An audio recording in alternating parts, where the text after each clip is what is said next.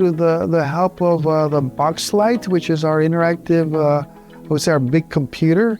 We use the interactive panel to display our announcements in the morning, like a news broadcast.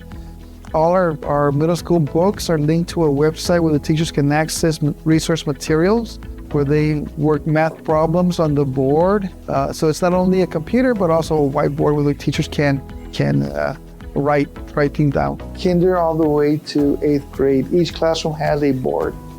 They just love using it. They love being able to work with it, and if they have presentations that they're able to like plug in their USB ports, plug in their laptops, their iPads, are able to connect more easily. The second part is the STEM part, which is the engineering with the robotics. So what we decided to do as a school was start implementing robotics into the 8th grade curriculum. I know for this first semester they did the light sensors, touch sensors, along with start and stop motion. They were able to code and have the robots move within a maze, so that was also impressive.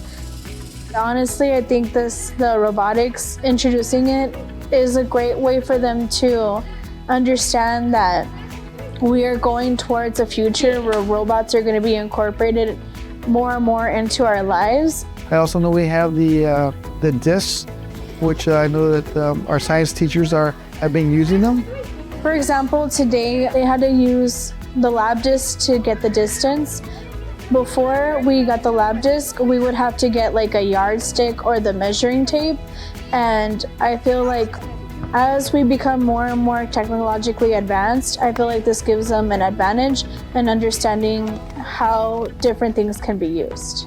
Well, I'm very, very thankful, thankful that we have the STEM program. It changed the way that we are able to access like technology.